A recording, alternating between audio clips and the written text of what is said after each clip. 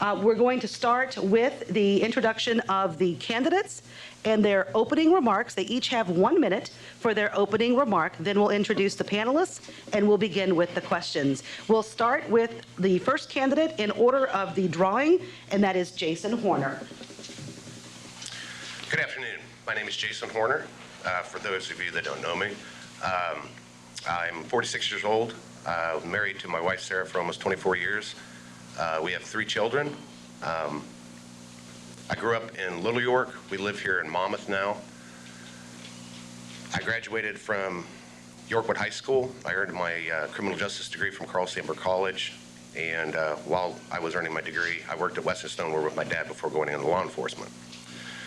I volunteered with the Little York Fire Protection District. I've served on the Little York Village Board. I've joined the Monmouth Warren County Auxiliary Police in 2000 before being hired at the Sheriff's Office in 2006.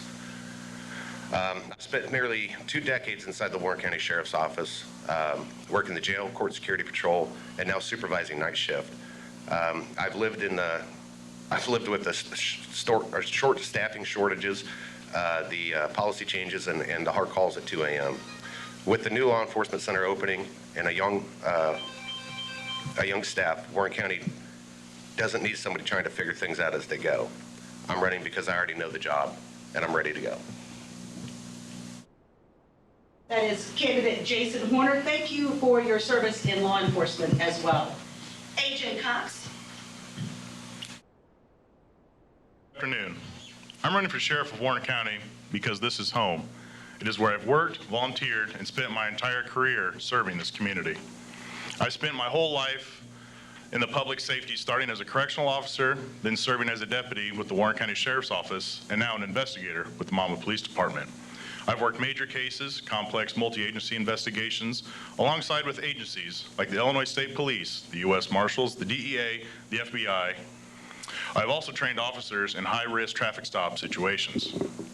But being sheriff is more than the badge. It's being present, supporting our farmers, schools, nonprofits, and volunteering at events like Christmas on the Square. It's about helping raise money for Special Olympics, churches, WIRE, and other organizations.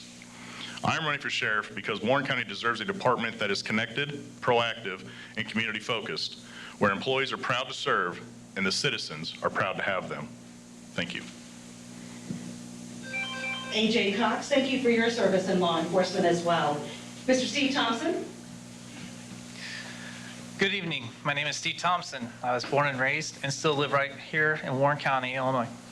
I grew up in Roseville, and my wife and I have settled just a few miles north of Kirkwood, where we are raising our 3 great kids. I served in law enforcement for nearly 25 years in the smallest of villages and larger cities. And now I'm proud to stand before you as a 2026 candidate for Sheriff of Warren County. My law enforcement career began during the terrorist attack of September 11, 2001. It was my second day at the police academy. That day was a turning point for our nation, a reminder of the importance of resilience, unity, and trust. Today, those things are feeling harder to find. We live in a time of division, uncertainty, and declining trust in institutions. But one thing should never be uncertain: our constitutional rights. As your sheriff, my first duty will be to uphold and protect those rights for each and every citizen of Warren County, without exception, without compromise. Thank you, Steve, and thank you for your service in law enforcement also. And Jack Baskett. It's Jack Baskett. I spent 37 years in law enforcement. I've been with the Sheriff's Office since August of 2020. I serve as a patrol supervisor on the back shift.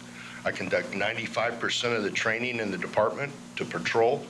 I hold multiple certifications in EMS, law enforcement, fire, and with the experiences I've had from my past 2 agencies, I see a vision for this county. I was asked by members of the community to run, and I feel with my resume, I'm the best fit candidate for that. My goal is to take the junior officers that we have. I currently have 4 deputies that are under 25 years old and have less than 3 years on the job, and provide them with experience from my past to make their road a little more smoother than what mine was, help their learning curve, and to train tomorrow's future for the sheriff's office. Thank you, Jack, and thank you for your service as well. These gentlemen are running for office, 4 of them running for the sheriff of Warren County. It's a time when it's important, that people try to run for office to serve and protect. Please give them a round of applause.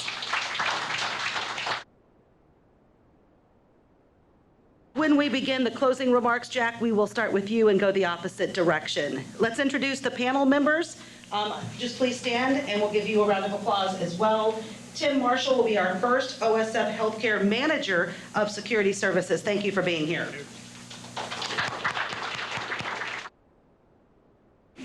Thank you for, gotta remember we're on the radio. Thank you. Corey Tinkham, OSF Healthcare Vice President. Thank you both for being here. I know your relationship with the new sheriff is very important. Also with us is the Warren County Republican Central Committee Chairperson, and that is Brenda Morrison. County Democratic Committee Chairperson, that is Steve Boobin. Monmouth Police Chief Joe Schweitzer. Our neighboring county, we have Deputy from the Sheriff's Office, Knox County Sheriff's Office, that is Detective Lindsay May. Also, the President with the Warren Henderson Farm Bureau, Jake Armstrong. Superintendent of Monmouth Roseville School District, Ed Fletcher. Superintendent of United School District, Tom Hawkins. Buchanan Center for the Arts Program Director and local teacher is Rebecca Quick. She is one of our 2 young leaders, as a matter of fact. Our other young leader is the Warren County Fair Queen, and that's Malia Killey. And from the Warren County Board, we have Chairman Mike Pearson. And at the very end, we have 3 final folks that will be asking questions. That's Warren County Housing Director, that's Hank Shimon. And one of the things that we love to do at the radio station is involve our local students in our ag roundtables, these type of forums, to give them an opportunity to see what happens in local government, local community, and that is our FFA leaders. That includes Cameron Poston from United. And Monmouth Roseville. We're going to jump right into our event. Tim Marshall, you have the first question. Thank you.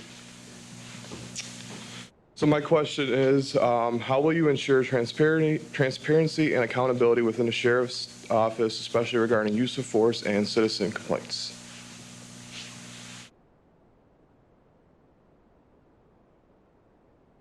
Transparency and accountability come with clear communication. It also comes with clear standards and expectations from the sheriff, leading down towards the people. What was the second part of that question? I'm sorry? What was the second part of that question? The accountability and use of force complaints. Use of force complaints will be investigated as they always are. Just regular complaints, again, will be investigated. And just because there's a criticism doesn't necessarily mean it's a valid criticism. In this job, unfortunately, you don't always make people happy. So, Okay. okay. Okay. As much as we can with transparency, there's really not a good way to put that out to the public anymore. There are certain ways we can go through via Facebook, through other ways online and such as that. But word of mouth seems to be about the best thing. So if you elect me and you go through and you hear something, be more than happy to go through and answer any questions that you have. And as far as the complaints and things like that go, they are something that we will take very, very seriously. But the nice thing is nowadays every police officer has to have a body-worn camera in their car and such things like that. So that will go through and keep officers hopefully right-minded to where when they go through and deal with people out in the public that maybe they don't agree with something, but they will have kind of that little angel on their shoulder, like maybe I shouldn't say or do something like this. So hopefully with the body-worn cameras and everything, it will help keep people or keep officers in line of where they should be. That was A.J. Cox. Prior to that, it was Jason Horner. Here's Steve Thompson. The Safety Act that was passed is the requirement for these body cameras. So now that all the officers in the state of Illinois are required to have these. That in and of itself will show transparency during any complaints. Also, I'd like to utilize social media to put out any information to help with transparency. And also, I'd like to put out information on the radio as well. Thank you very much, Steve. Jack Baskett? The first thing with transparency is it has to be a connection with the sheriff. It starts with the sheriff. The sheriff has to be connected to, just like you good folks that are sitting here on the panel today. If you have a working relationship and an open language with the sheriff, that's going to show transparency to the agency. I too believe in the social media aspect. We have to be engaged. That's the way our society operates today. As far as complaints, in the 5.5 years I've been here, there's not been a complaint of use of force. Use of force starts with training. Make sure your people are trained properly. Make sure they know why they do what they do, when they do it, in accordance with the law, and in accordance with current case law. And I want to make sure that my number 2, my chief deputy, will be trained in internal affairs investigations. Anything beyond the scope of our office will be turned over to the Illinois State Police, an independent agency. As a supervisor right now, I review body cameras at every shift, and I look for those little things that may be a problem. Thank you. Ashlyn, this time around, we start with Jack. Is that correct? Or AJ, 2, 3, 4. Got it. Okay. Corey Tinkham, Vice President with the hospital with OSF. You're next. What is your vision for the future on how the department can collaborate and partner with OSF Holy Family here in Monmouth to serve the community together?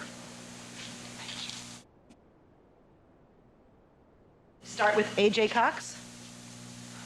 With so many things, it starts right off the bat with communication. Go through, have a good sit down, meet with the right people, and come up with a game plan. I want to go through and do as much as we can for this community because, like I said, I'm from here. I know most of you people here. I know a whole bunch of people out in the county, and I want to do everything that I can in my power to go through and make sure that you folks are safe. So right off the bat, like I said, the first step is go through is communication, and then go off from there after we go through, put some ideas on the board, talk to other people because you folks at the hospital will know people that I have absolutely no idea who they are. So to go through and get in contact with them would be the first step. Next up is Steve Thompson. In my years of service, I've noticed that mental health is an increasing problem. In most cases, we can handle it on the street just by simply being understanding and speaking with these people. However, we do need to meet with the hospital and address how we can further help with the mental health issues. Also, something that we need to look into when we're going out to the hospital is safety for the people who are out at the hospital as well as our community.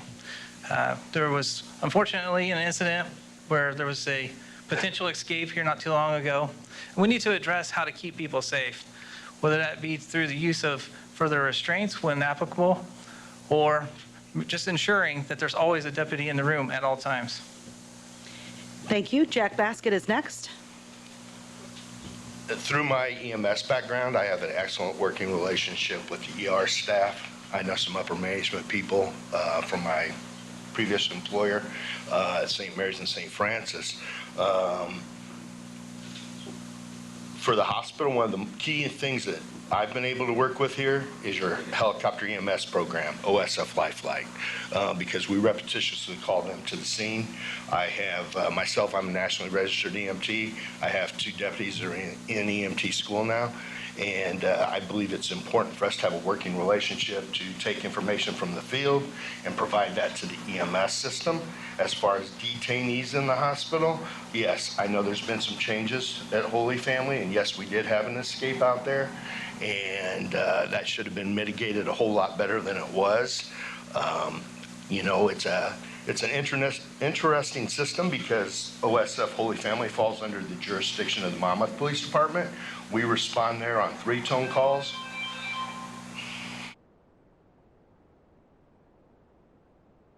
Thank you, Jack. And Jason Horner. Collaborating with OSF and the tools and professional people that are available to us is extremely important, especially I think in terms of the mental health. Clear communication is what is absolutely imperative at this.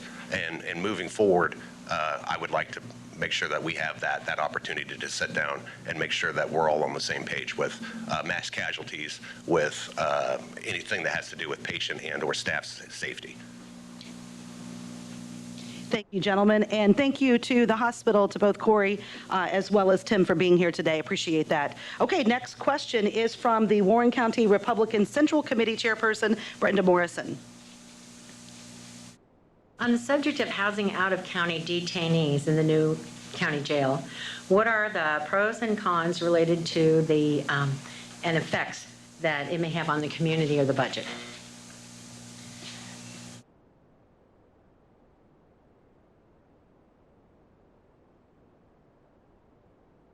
I believe it's not a problem to house for the adjacent counties. However, I don't want to see us house people from around Cook County, things like that. I would strictly like to keep it just the adjacent counties. Personally, I unfortunately feel that as proposed right now, the county jail is being built too large. I would like to actually have seen a smaller jail. I believe if you did bring in people from Cook County, some of these bigger counties, they're not going to be sending us their best prisoners. They're going to send us their problems. And unfortunately, that's also going to cause further injuries and stuff for our staff. And we're going to have them trained to handle these much worse prisoners.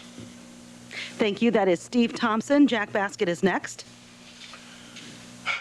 I, too, disagree with housing inmates outside our region. Right now, we're looking at, with the way the jail's proposed right now, it's a 60-bed facility with 5 holding cells. For 2027 budget, we're going to add 6 COs at the cost of $236,400. Next year, in the 28 budget, we'll have to hire 3 more at the cost of $118,200, which brings a grand total of $354,600 just in costs. I don't believe there's been enough research. I don't believe people have talked to the United States Marshal Service and the Federal Bureau of Prisons about how housing a federal inmate is different than housing a state inmate. It takes 2 correctional officers for a FBOP prisoner. I know that talking with Knox County, Mercer County, Woodford County, they have nothing but problems with those types of inmates. I've talked to some others that say you don't build a confinement center to make it a cash cow.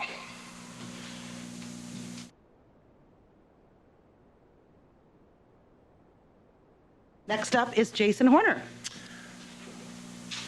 Jail currently that's proposed is a 60-bed facility. Don't get hung up on the number of 60 beds. A lot of this is for the square footage needed to do classifications and separation of the inmates. As far as housing like Cook County type inmates, absolutely not. It will be, that's a really bad idea. If you guys really want to know some of the costs and headaches that come out of that, you can talk to Knox County. They have nothing but problems with their Cook County inmates. It's adjacent, Henderson County. I think we've already got a contract that's in place with those, and probably will remain. So that's my stance. Thank you, Jason. Next up is AJ Cox. I'm a person that goes with the whole never say never. I don't know what the future will entail. Maybe things will get better, maybe they'll get worse, you don't know. But as far as going through and doing something with local agencies, I am absolutely all for that. They have already went through and have helped us in many situations. But as far as going through right off the bat, as of right now, as far as the federal inmates, Cook County inmates, and things like that, as they say, the juice is not worth the squeeze, it seems. But as I said, I will never say never on the matter, because maybe something will go through, and it will go through and benefit more so. But there are, as of right now, rules and regulations that would have to increase manpower and things such as that. So as of right now, I would say I am not for it. Thank you.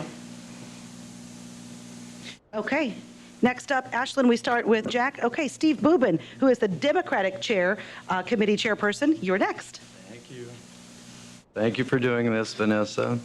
I want to ask something about Minneapolis and ICE.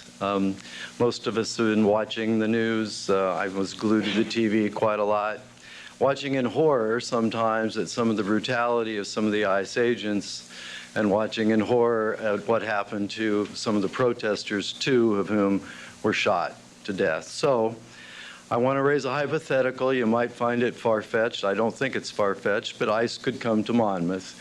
We're a packing plant town. They've come to a lot of small packing plant towns.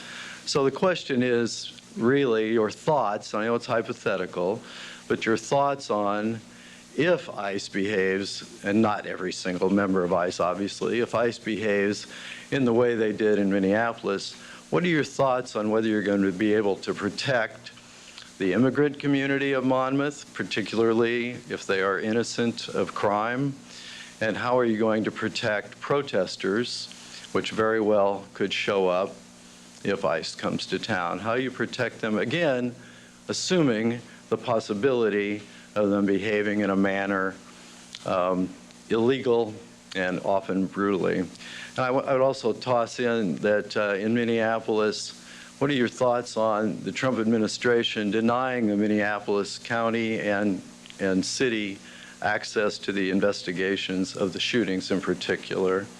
So that's it. Thank you. Thank you. All right, we start with Jack Baskett.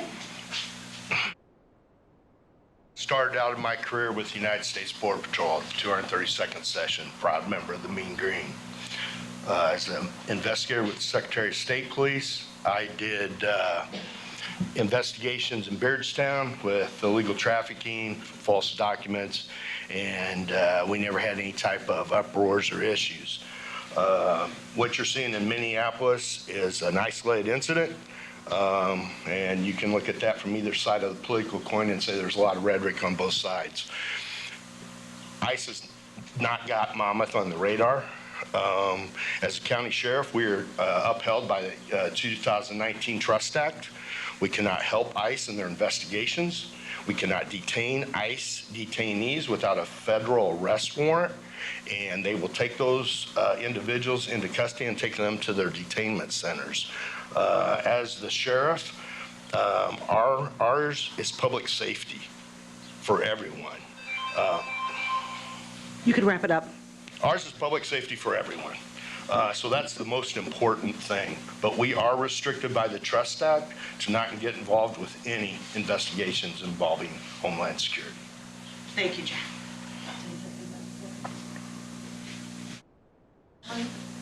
Okay, that was Jack Baskett for those on the radio. Next is Jason Horner. As far as ICE coming to Monmouth, I don't see that actually happening. Made a good point. The governor of Illinois signed into law the Trust Act. The Trust Act prohibits local law enforcement from getting involved in immigration enforcement.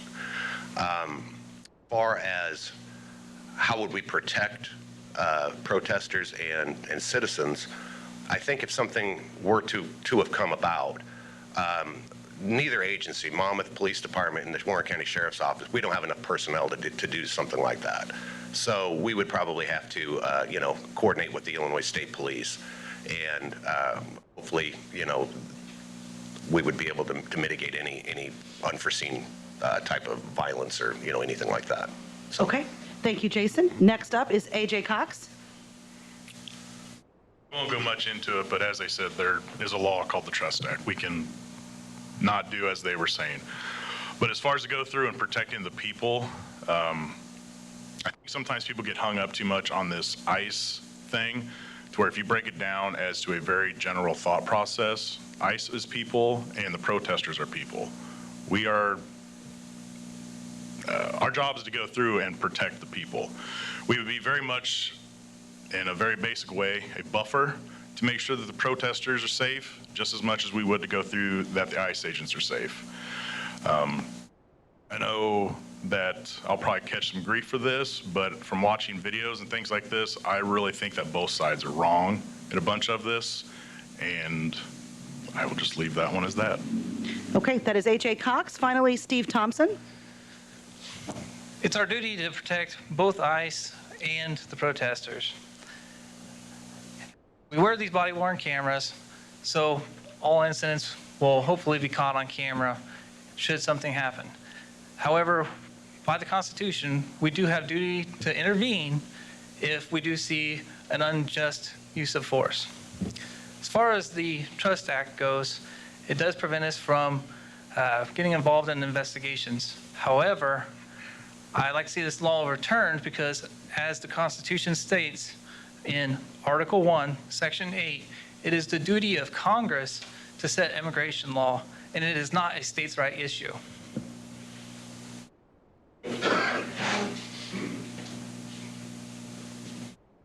Listening to the Warren County Sheriff's Forum here on 1330 WRAM and FM 95.7. Who will start this round? It will be Jason. Okay. Next up is Police Chief Joe Schweitzer. Thank you, candidates. Beside mentioning the jail, we all know how important that is. What do you see as two critical priorities for the Sheriff's Department in the next 4 years, and how would you address those? Jason Horner. One of the most critical things is staffing and retention. I think that staffing and retention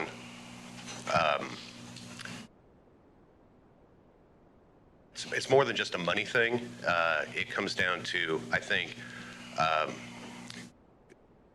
clear guidance, clear accountability for the staff.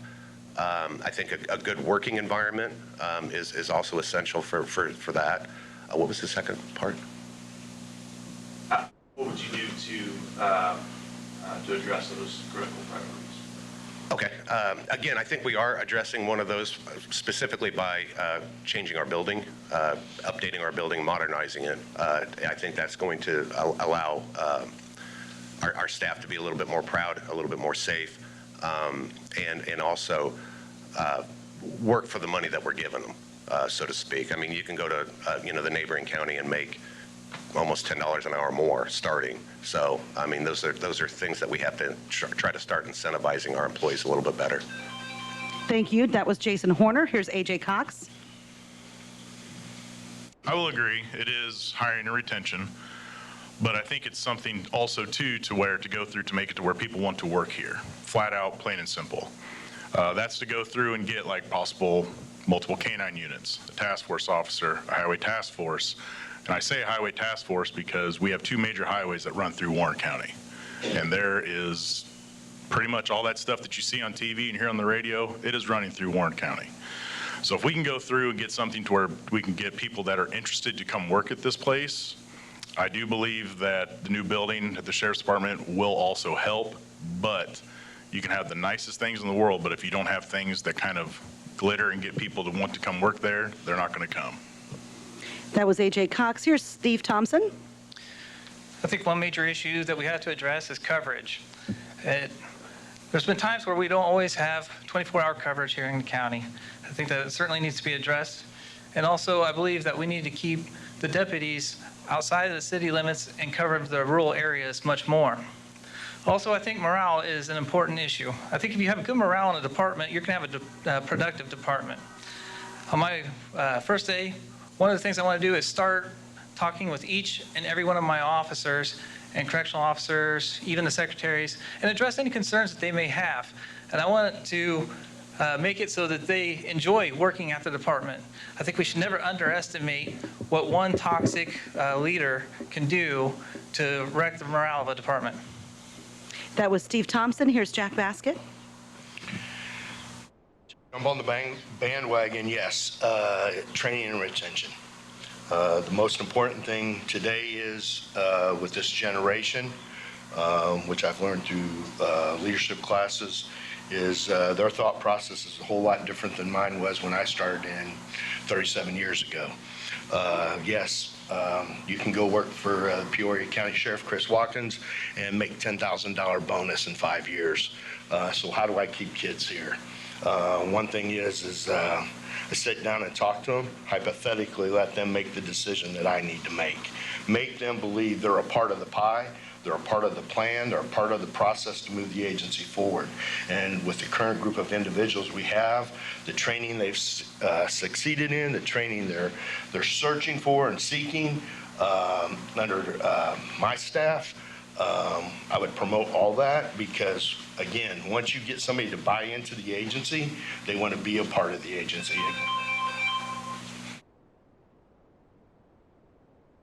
Thank you very much, Jack.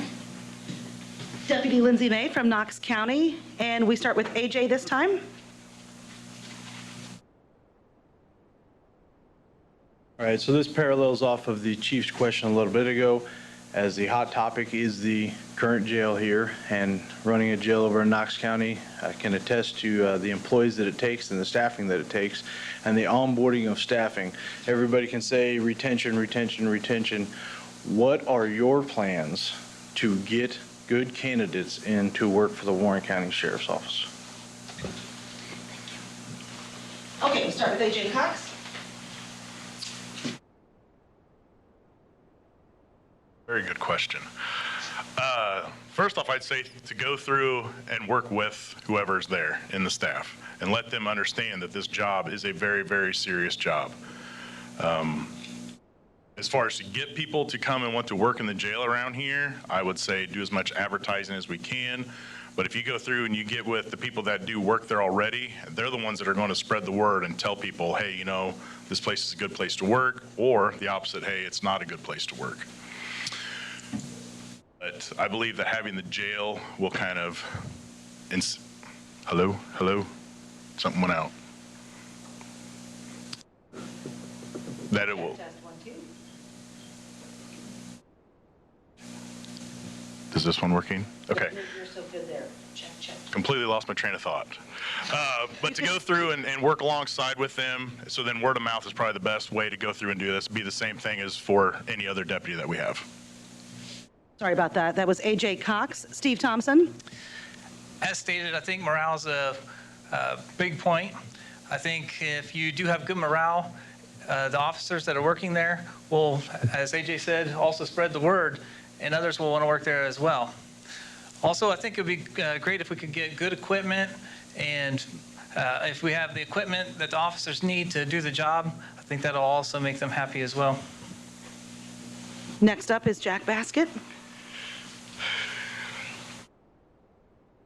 My process thought plan is to create a 3-person merit commission, do standardized testing, a vetted background, and an interview process with the merit commission before they even come to the sheriff. We've seen what happened down in Central Sheriff's Department. One individual ruined that sheriff's department and cost that county millions of dollars because of an unvetted hiring. Once you get people, like I said, to buy into the product, to feel that they make a difference, they're going to want to come to work. And that's what I currently see with the young department we have right now. This is the best trained sheriff's department currently that the agency's seen with this young group of people we have. And we did lose a couple guys, and one of them we lost Knox County, and he's an outstanding deputy, and that was hurtful to us. Thank goodness we had 2 people apply that are filling his shoes.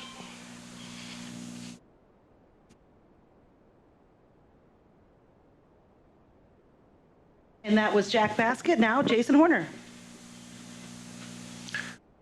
I think outreach is something that you really have to do. Go to the local colleges. You have to incentivize the employees with, obviously, with money. That's a big one. The facility and the ability to actually do the job the way they're trained, again, is another big issue. The current facility that we have doesn't allow our correctional officers really to be correctional officers. I think also, like Jack said, if your employees buy into your vision, and they feel like they're part of the decision-making process, that fosters loyalty, responsibility, and accountability. So, yeah, I think those are good ones. Okay. Thank you very much, Jason. All right, Jake Armstrong, Farm Bureau President. So as you guys have been talking today, we have a lot of more officers coming on. We have a lot more costs. My question is, how are you going to expand the budget without putting the burden solely on property owners? Okay, Ashlyn, who is next? Steve Thompson.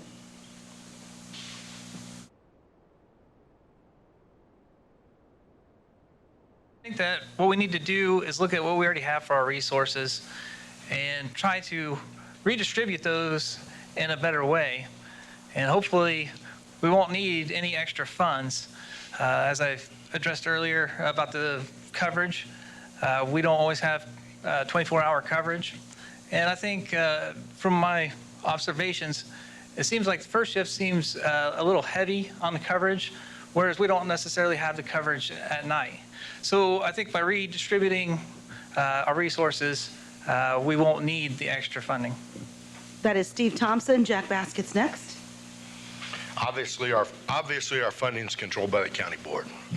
I can attest to the last two budgets. There was not even a cost of living raise in our budget, and I look at that for purchase. Our budget's about $2.4 million. $1.7 million of that is employee salary. I know the correction salary budget right now is $801,000, and that deputy salary is a little bit higher. One of the useful things we have to do that people don't like to do because there's a record keeping is go after grants. I know in my time here, we missed 3 substantial grants: in-car cameras, body cameras, and tasers. Our sisters over at the Monmouth Police Department, they've taken advantage of those. So we have to look for avenues because, again, we take on the jail project. We can't take away from your safety.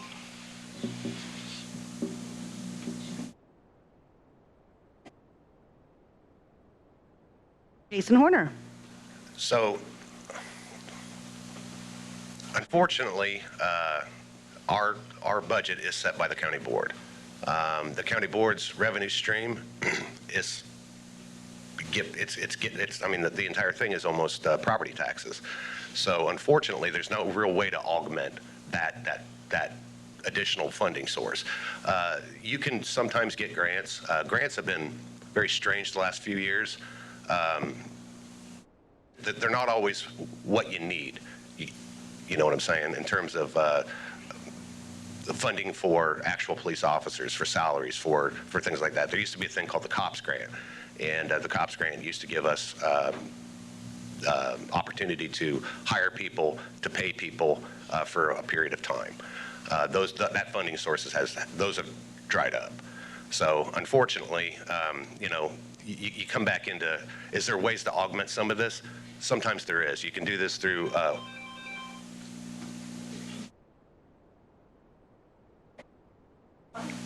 AJ Cox.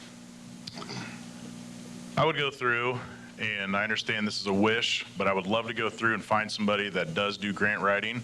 And I'm not saying to go through and hire them for 40 hours a week, maybe 40 hours a month. Get somebody that knows what they're doing, knows what to look for, meet with that person and go through and try to do something like that. And then also, I have been spoken to by multiple people out in the county who would love to go through and donate to the sheriff's office, be it something for canines, through medical bags, or anything like that. I understand that that's still a county that's going through and doing it, but if we have people that are willing to go through and spend their money to go through and help protect the county, I don't know why we wouldn't go that route also.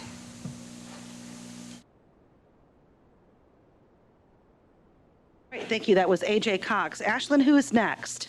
It'll be Jack. Okay, Superintendent Ed Fletcher. Hello. It's my understanding that the United School District is considering adding an SRO. So I'm going to shift gears a little bit on you. How do you define the role of a deputy acting as an SRO? Should their primary focus be on crime prevention, or do you see them playing a larger role in student mentorship and/or social emotional support? Please explain. And I'm going to have you stay here. That's a multi-part question in case they need it repeated. And we'll start with Jack Baskett. That's a good question. Coming from a department that had SROs back in the 90s, I see we started out at Decatur PD, and we were mostly there for criminal justice input. Where you're seeing today, what we're seeing our impact is, and working with the good folks at United, we have to be involved. I promote my deputies to go into the schools at any given time, being in touch with the staff. Yes, we have to be mentors. I know that's not a role we signed up for, but just like teachers wear multi-hats, we have to put an SRO in there. If you have that working relationship with your student, because one of my fortes is school incident shootings, if we have an SRO that is in touch with the students, they often get information that leads to an investigation that curtails them. Plus, what better way? As a 14-year-old, my dad was a law enforcement officer, and I got involved in an intern program, you know.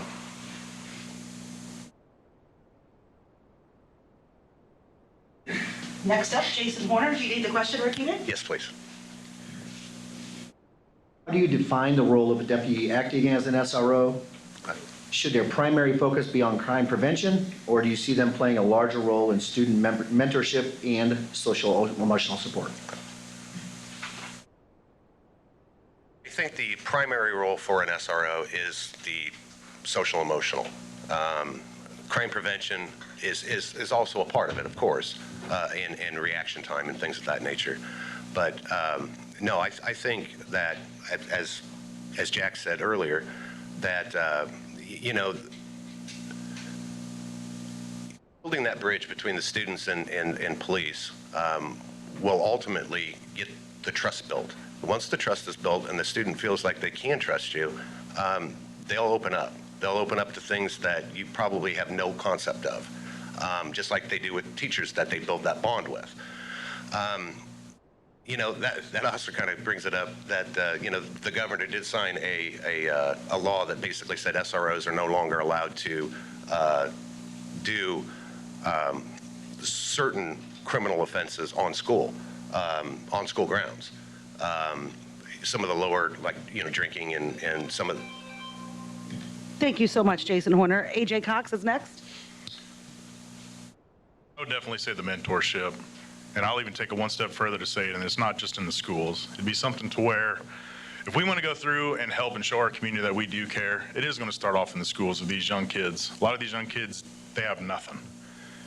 We can go through, excuse me, and if we can go through and show them that we're not the bad guys like so many people like to paint us as, then I think it will go on from there to where they will want to go through, maybe be a police officer someday or something respected in their community, and not just the norm that it is at their home of running away, you know, starting to use drugs because their parents use drugs. But definitely need to go through and invest in our youth, and going through and being a mentor is it. When I worked for the county, I went through and did that, and these kids, by about the third or fourth time they saw that I was there, nobody was going to jail, they absolutely loved it. A.J. Cox, now Steve Thompson. Do you need the question repeated, or are you good? I think I'm good. Social and emotional will be the main function of SRO. Not all these kids have a good family. Some of the families even tell the kids that they can't trust the police. I'd like to change that. I would like to make it where these kids are encouraged to talk to the police, and they may even give us information which would lead to crime prevention. Also, I would like to see it if a lot of these students become cops themselves. And we need really good training just in case the unthinkable ever happens and there is a school shooting. It's really important to have training for both such incidences and in social areas as well.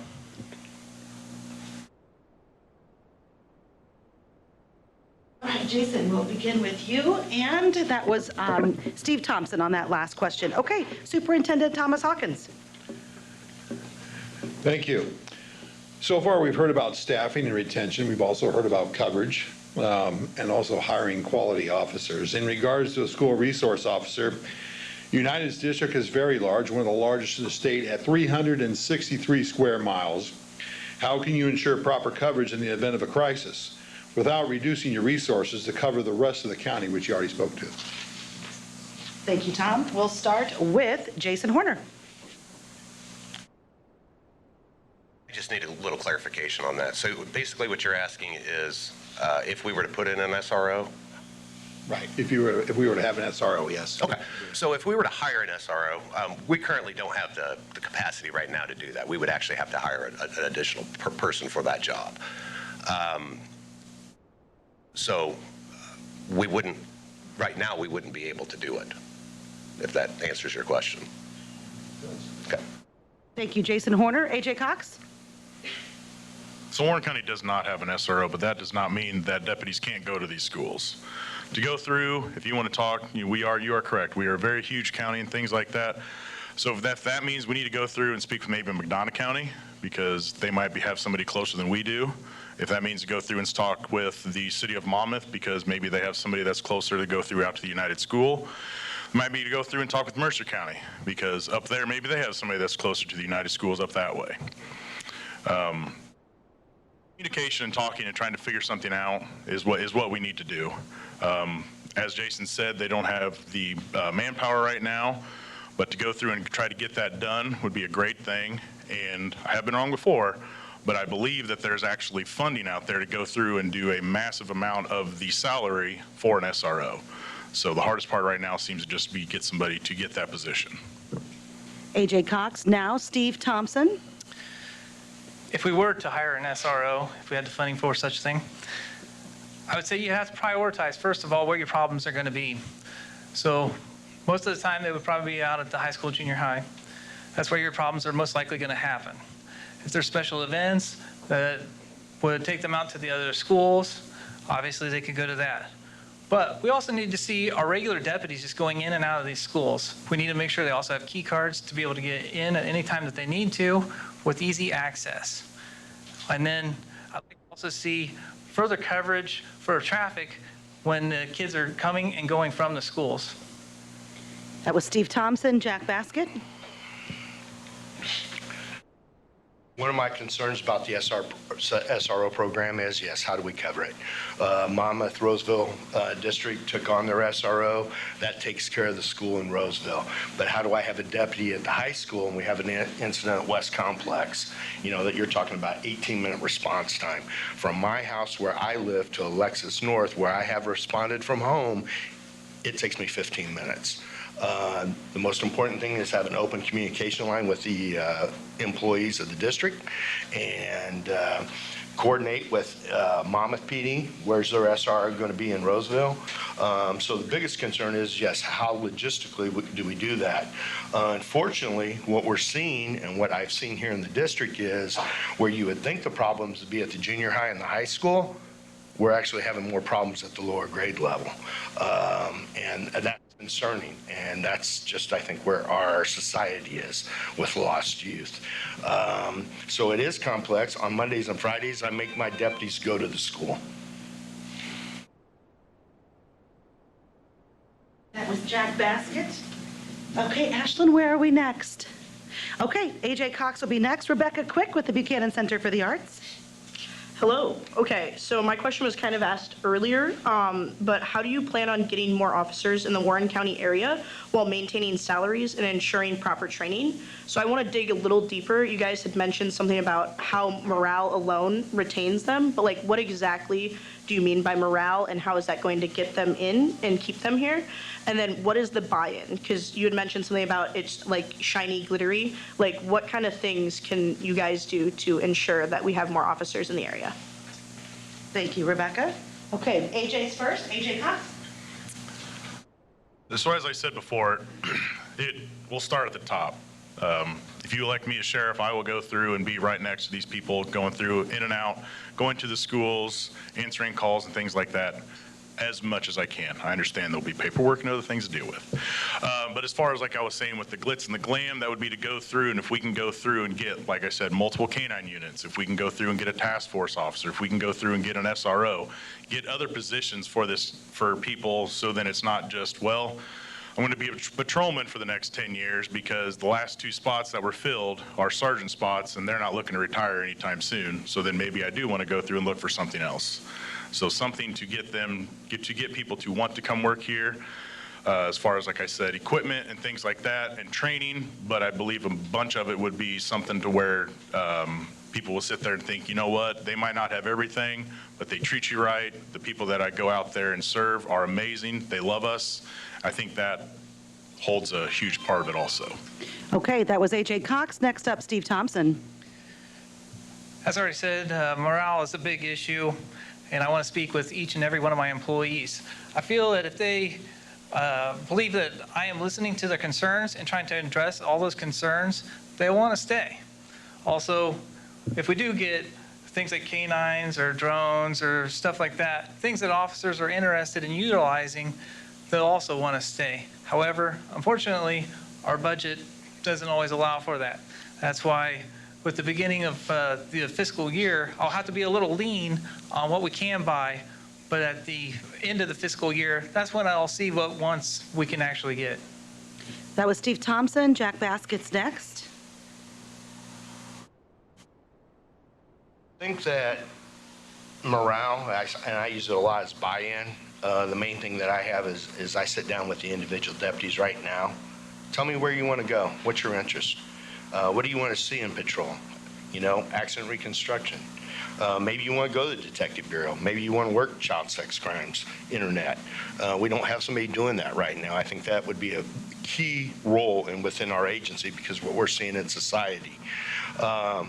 I have been a canine handler. I've been on a task force. You know, yeah, those are all great things. I've had to have some hard talks with people that are on the department right now and saying we're not going to get those things. In this last year, we've only had to have a call out for a canine twice. Drone's the way to go right now. I utilize Knox County's drone officers repetitiously. They were just over here the other night for me on a residential burglary. So we can give them little tidbits, but the main thing is to sit down with them, see where their career growth wants to go, and how we can facilitate that. Thank you very much, Jack. And we have Jason Horner.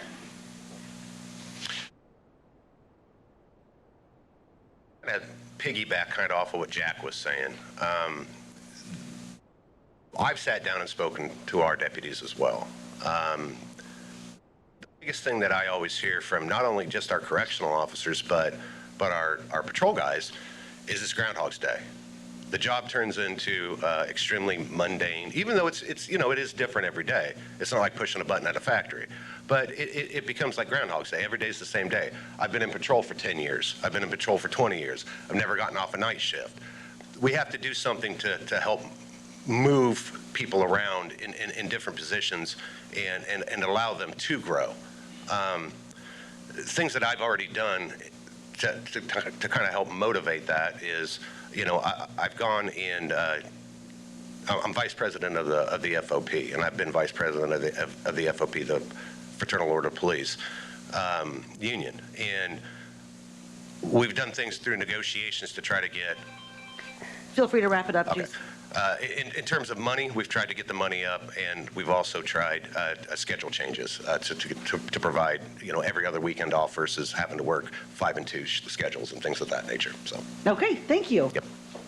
All right, each of the two of you are owed 10 seconds still as well, okay, gentlemen? Okay, that was everything for that question. All right, thanks, Ashlyn. Next up, it'll start with Steve. Okay, Malia Killy, Miss Warren County. Thank you. Community involvement for our youth is extremely important to me, hopefully to you, and I'm sure for a lot of people in this room and listening today as well. How do you plan to collaborate with community organizations, families, and local leaders to create a safer and stronger environment for our youth that might encourage them to get more involved in our community?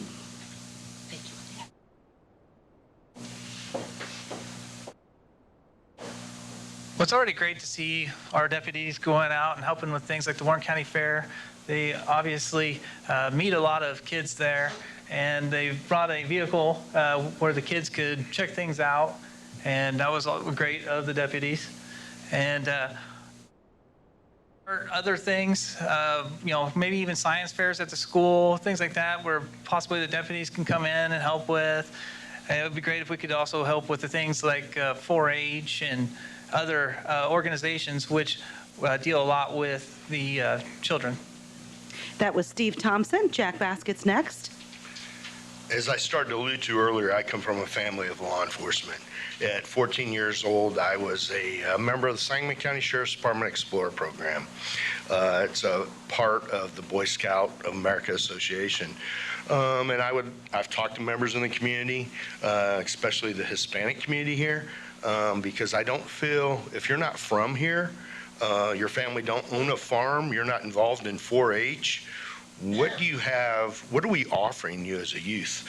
And I would like to have a Explorer program where once a month the kids come in, we have mentoring deputies, we teach them about our craft and get them involved and get them interested. I've also talked to our partners over at Monmouth Fire Department, and they show interest over there about doing the same thing, and we could have like a public safety type Explorer program where the kids have good mentorship and show interest in getting into public safety, because as we're seeing in our small communities, nobody wants to be on the volunteer fire departments no more. That's Jack Baskett.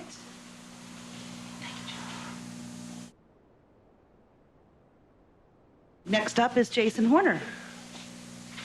Many years ago, and this was probably before I was born, the Junior Sheriff's League was something that I don't think it was Henderson, Mercer, and Warren County came up with. It's a nice program. It's still going on today. It's something that I enjoyed doing. I think things like that, allowing having the deputies go out and present trophies, having the deputies being involved in maybe even just stopping at a practice, stopping at a game, it's nice. I think that one other thing that we've started to do a lot is we go to these elementary events and do like the touch a truck stuff. One thing that I'd like to see expand on that is we don't have all the cool stuff. We don't have a canine. We don't have a drone program. We don't have some of the other things.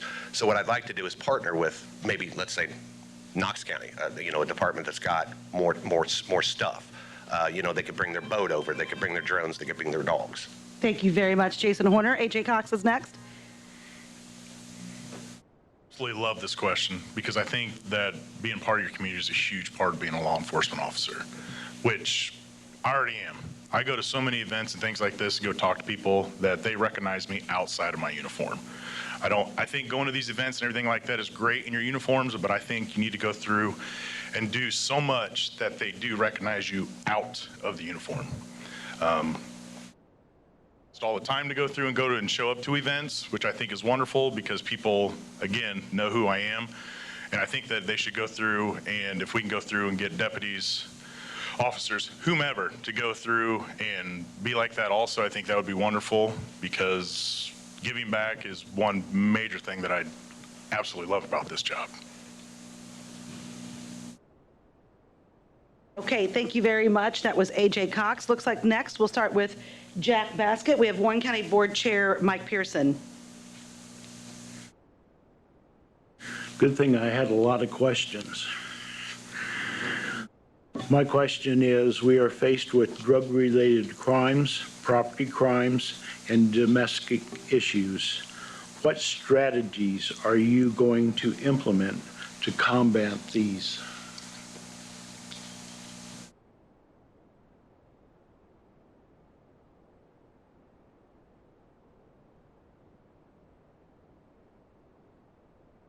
Jack Baskett is first. As far as domestic related issues go, we can't control what happens under somebody's roof. We can only be proactive when we're there. Sometimes we're called to handle an incident regarding somebody's relationship in life that they expect us to resolve in 15 to 20 minutes. So again, that goes back to basic training, basic communication skills to work with those people. As far as drugs go, the main thing is open communications, which I currently feel is lacking between agencies.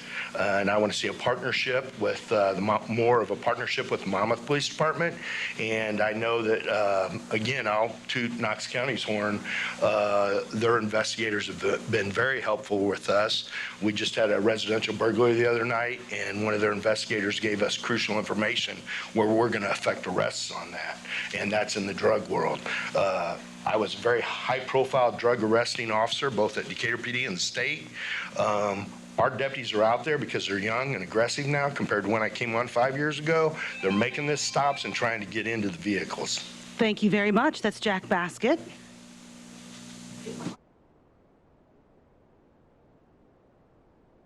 Jason Horner is next.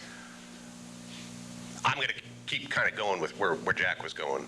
And yeah, our deputies are out. Our deputies are aggressive. Our deputies are doing the best they can with what they have. I think collaboration with Monmouth Police Department will be good. I think having a dedicated task force officer and or even creating a multi-jurisdictional, like partnering with Knox County, partnering with McDonough County, local, not state related. Secondly, I think we have to really kind of address some of the systemic issues here. I mean, and I think in the jail, what you need to do is really focus on some treatment options. Some of these people, they're not terrible people. They're good people that just made a mistake. And I think it's important for us as community members to help try to fix them. Thank you very much, Jason Horner. A.J. Cox is next. As I said before, I would love to go through and get a task force and everything. And we're talking about going through and stopping everything before it happens. Well, let's step down a little bit further.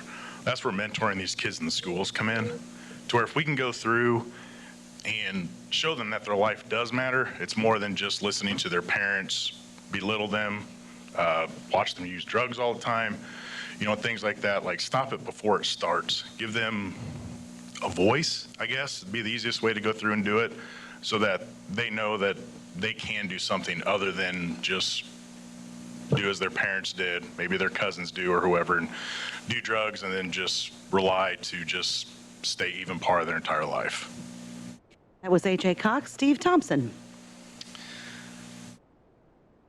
I think a lot of prevention would come from just keeping a record of where a lot of our crimes are occurring so that we can utilize our resources in those areas. It would be great if we could have equipment such as cameras that are movable, alarms that are movable, and then also we need to utilize things like dogs to go ahead and get into some of these cars that are hauling the drugs. But overall, I think for all crimes, we need good training on report writing. If we have good report writing, we can get prosecutions. That was Steve Thompson.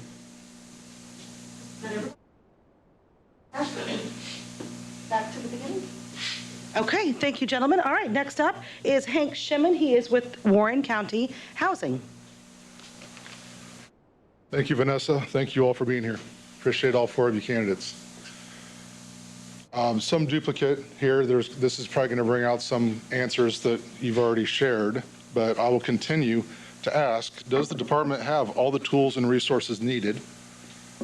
And to hopefully give you some fresh ideas, I'll add to that. What are the challenges? What are the greatest challenges? And how would you propose to overcome? Please speak to the wide range of the area, approximately 540 square miles, over 1,100 miles of roadway. Please speak to a possible set schedule or how you cover outlying areas. And then speak to our diverse population, socioeconomic status, various personal, social, and cultural backgrounds. Our community is a very diverse one, as we all know. What's your approach, and how would you serve all? Gentlemen, you have 1 minute each to answer that question. I'm going to ask you to read it one last time so we can get going with Jason first. Okay. Tools and resources needed, greatest challenges, and how do you propose to overcome? Speak to the wide range, the physical area of our large county that you're asked to cover, and speak to the diverse population and how you would serve all. Okay, thank you, Hank. We start with Jason Horner. A lot. But I'll start with, no, we don't have all the tools we need. We could always use more. We do have 540 square miles of county. I think roughly, 16,000 population, something like that, by the last census. A lot of times you're a needle in a haystack out there. And, so yeah, having more staff would be great. As far as, what was the last social economic what? Right. The diverse population. Well, as far as the diverse population goes, we protect everybody equally, and I think that, we have just hired our first female deputy. We've also hired, I believe, our first Hispanic deputy. So I think we're making progress in terms of our hiring and correlation with our community and the population within. Okay, thank you very much. That was Jason Horner. AJ Cox is next. So as far as, again, I agree with Jason, all the equipment, no, we do not have that. But as I said earlier, we can go through and try to get some federal funding and things like that. I've had some people that told me that they would be willing to shell out some money on their own to go through and help with needs like that. As far as the coverage and things like that, it is such a big county. I wish I could go through and tell you, we're going to hire X amount of people and we're going to have everybody covered and have it be perfect. But to go out and make sure that we are going through and being on back roads, when I was working for the sheriff department, I loved going down the roadway, seeing old grandma out there doing her flowers, and she'd wave and she'd be happy as could be because she's never seen a police officer go down her road. As far as the diversity and everything goes, just like I said with community outreach before, and showing up. I mean, there's the Hispanic Heritage Days. There were some other things that go on here in town to show up and again to go through and show that we are also people, that they are no different than what we are. I don't care skin color, sex, or anything like that. We are here to protect everybody. Thank you. That was AJ Cox. Steve Thompson. No, we don't have enough equipment. I don't think any department will ever tell you that they have enough equipment. I think the best way to combat that would just be simply by applying for grants. As far as coverage goes, I think it's important to keep our deputies out of the city where we already have coverage and keep them in zones. So that way we have quick response times and the best coverage that we can provide. When it comes to diversity, I think it's important to at least encourage our deputies to try and learn a foreign language and to go to some of these special events held by some of our diverse community. So. That was Steve Thompson. Jack Baskett. Big question, short time. Hang on, I'm going for a ride. Currently, we have 3 deputies on every night, north-south cover car. That's the way I run my shift. We do our calls for service like that, and it cuts down on response times. I can't have a deputy in Little York respond to Little Swan. That's about 25 minutes. You don't want to be needing us and have that delay. So I split the cars north-south coverage. As far as equipment, as an investigator with Secretary of State Police, I covered 28 counties. My district did. We are a very well-equipped sheriff's department. You would be surprised the amount of equipment we give our people to protect them and to serve the community. So I think we're good on the equipment thing. As far as diversity with the community, again, if I can get out there and start an Explorer program and get our other communities involved, great, heads up. As Jason said, Deputy Miklish is our first female patrol deputy since Judy in 1989. We picked up Deputy Mendoza, who had been a correctional officer in the jail. He's bilingual. Thank you so much. That's Jack Baskett. I'm going to say something about that too, just that's helpful to the audience listening, to all of you as well.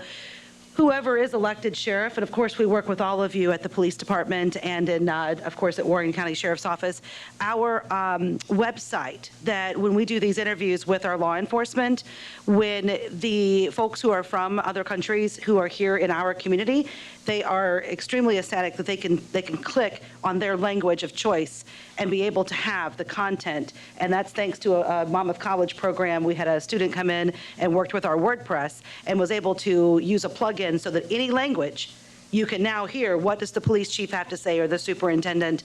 And in the case of our sheriffs, when you come in for your interview, then that info. So that's, sort of on us too as a community relations aspect at the radio station to try to be able to be more broad with our diverse population as well. Steve, I'm going to ask you, are you okay on time because you have to testify? I got just a little bit longer.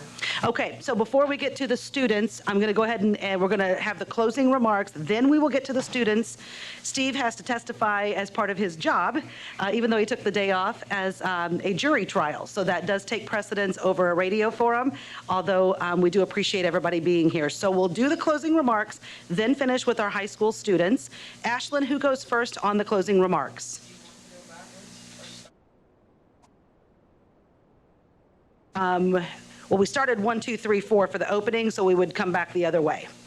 So Jack will be our first closing remark. Jack, thank you for being here. If I don't get a chance to say it, thanks to all of you. I know this is tough standing up here in front of everyone, but so appreciative that you came.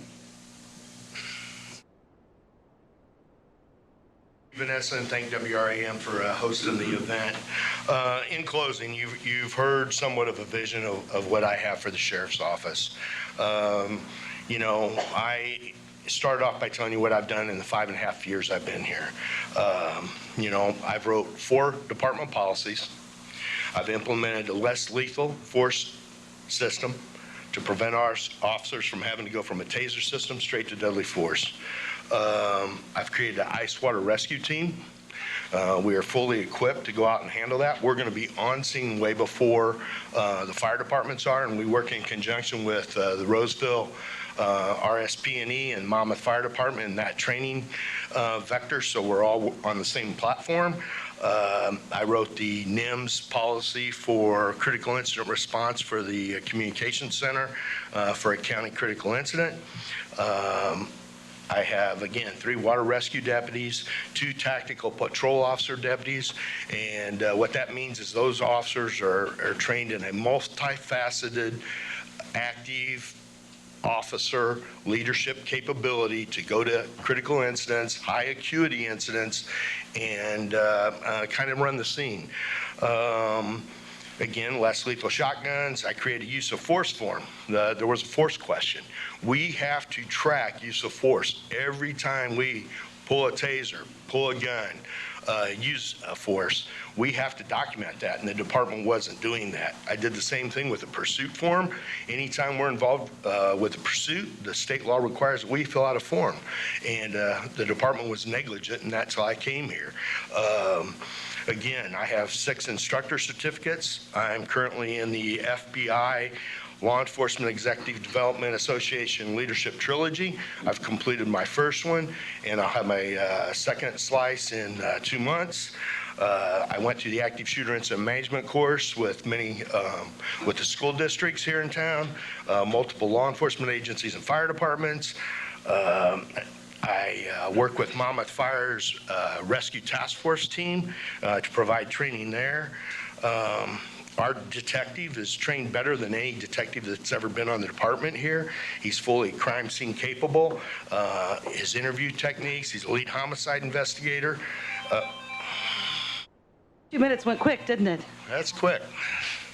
Jack Baskett, thank you very much. Thanks very much. Steve Thompson. First, I just want to thank everybody for attending today. I also want to thank everyone who put this event on. And I want to thank my fellow candidates for making this very good and interesting race.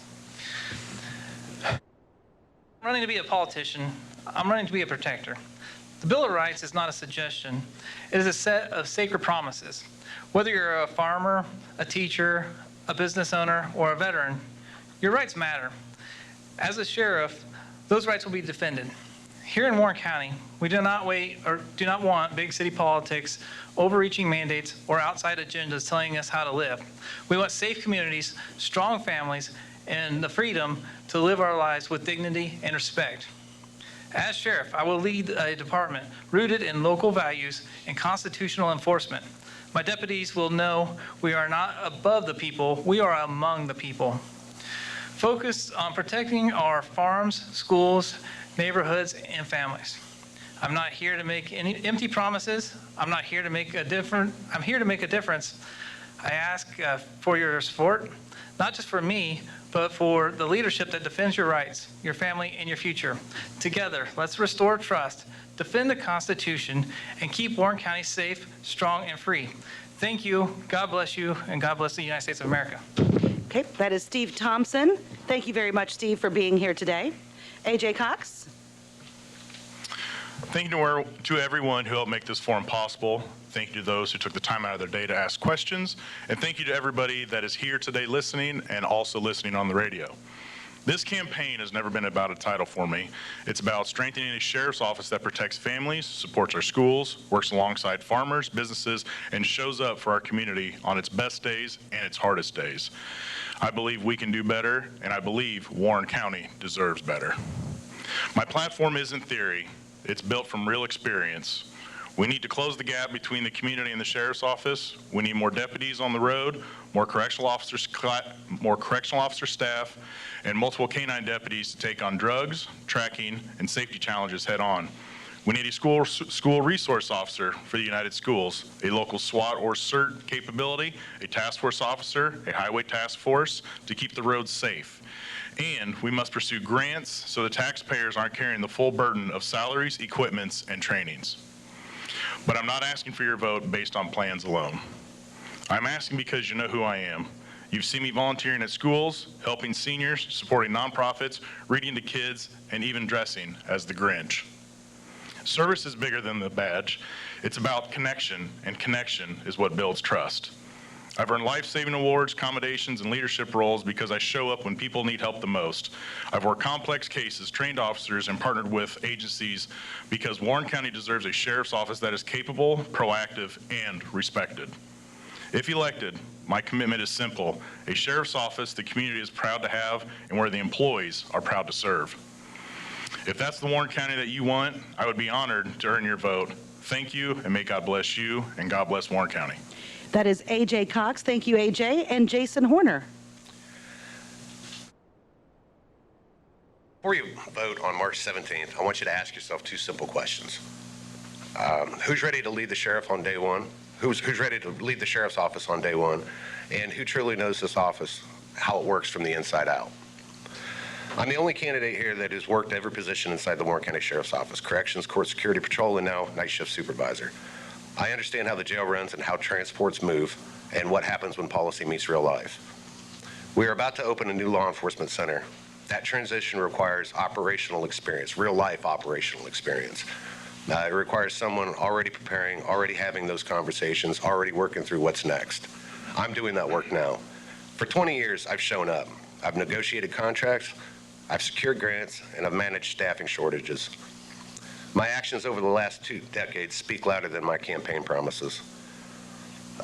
Integrity, accountability, and transparency aren't campaign slogans. They're built over time. And I've built mine here in Warren County. This office does not allow a learning curve. It demands steady leadership, clear judgment from the first day forward. I care deeply about this county, and I'm fully prepared to lead this department without hesitation. On March 17th, the choice is clear. If you want a sheriff who already knows the job and is ready to lead on day one, I ask for your vote. Thank you very much.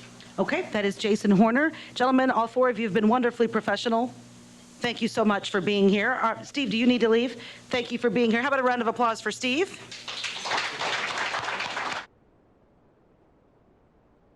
And again, for those just tuning in, Steve is stepping away to go do his job, and that's to testify at a jury trial. Our high school students are here. Come on up. We'll start with Camden Johnson. You are a Monmouth Roseville High School FFA president. Welcome to the event, and present the question. Thank you, Vanessa.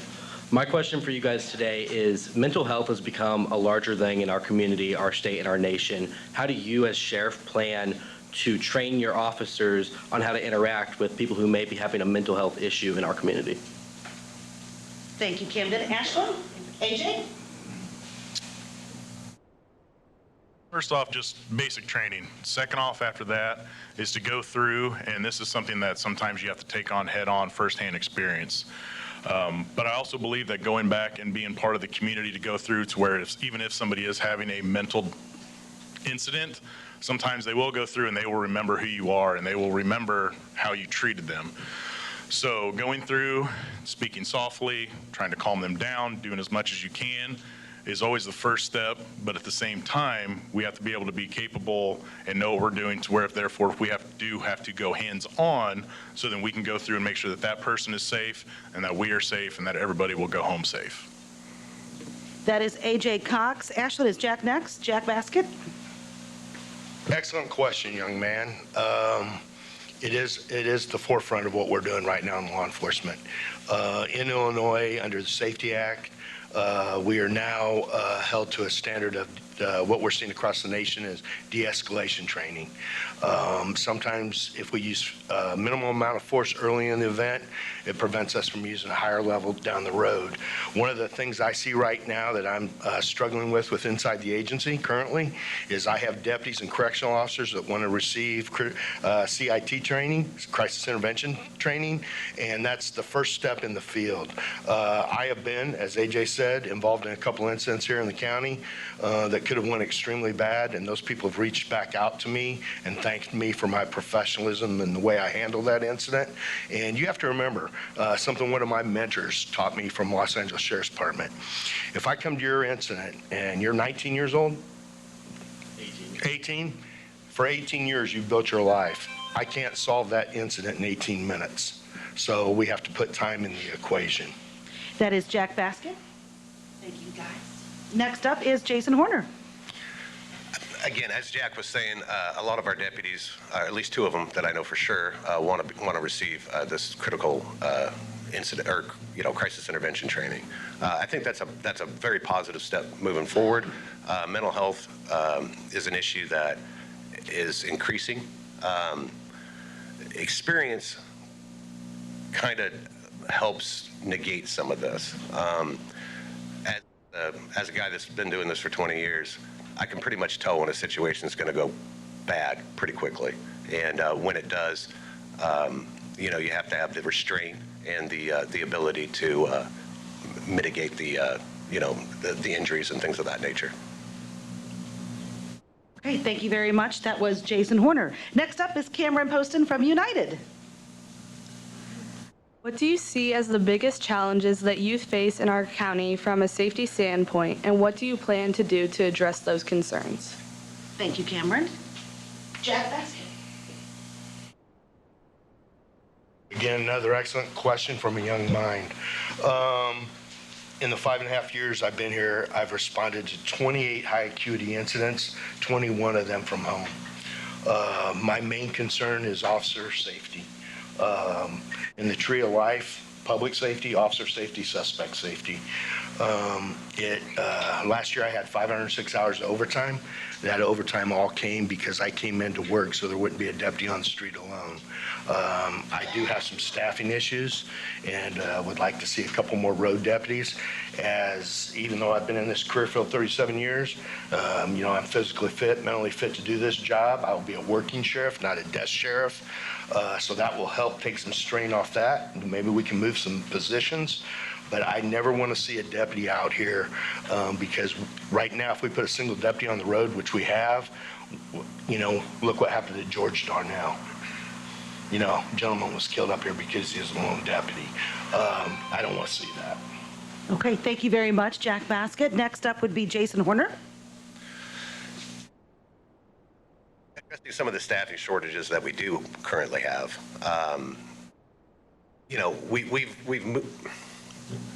We've moved schedules around to try to keep deputies from having to work by themselves. Does it happen still? Yes. In fact, a couple weeks ago, I worked by myself. It's not what we want, but sometimes it's what we get. I think, getting a couple more guys would really be able to help us backfill some of those unfortunate incidents. When you got influenza A going around the office or something like that. And I mean, the guys are just down. I mean, they can't come to work. It's not like, they won't come to work. But yeah, I think getting a couple more people to be able to backfill would probably prevent that situation. Okay, thank you. And AJ Cox. I'm sorry, can you repeat the question? Because I believe I understood it differently. I said, what do you see as the biggest challenges that youth face in our community? And from a safety standpoint, what do you plan to do to address those concerns? Okay. I think their biggest problem is boredom. I think our youth gets very bored very quickly with anything. But going through and just speaking with them, like I said earlier, with being a mentor, going through and maybe being able to go through and look at it outside of law enforcement. I am very much an outdoorsman, so maybe it'd be something to go through and take some of these kids out and show them something out in the outdoors. Our youth nowadays, sometimes they don't even know how to do much as change a tire, but to go through and show them how to change a tire, even though we live in a very big ag area, maybe these kids need something else other than just ag. Maybe they do just need to go and have somebody to go and watch a movie with them or something like that. But the biggest way to take it on is to go through and ask questions and figure out, and take that would be the first step and then go from there. Okay, that was AJ Cox. Panelists, thank you so much. Excellent questions today. And how about a round of applause for Camden and Cameron? Thank you guys for coming over from school, and I appreciate your schools letting you out to come and be a part of this. I hope it was helpful. Round of applause for Jason Horner. AJ Cox. Jack Baskett. Thank you all for being here today and being a part of this. Gentlemen, good luck in the race. It'll be a pleasure to work with you no matter what. We look forward to working with you. I hope you enjoyed the forum today. I don't know who was more nervous, you guys or me, because we haven't done one with 4 people at the same time in a long time. Thank you to our staff. It's all about your team and your staff and these panelists for making the broadcast today. That is it. So long from the Warren County Sheriff's Forum, March 17th.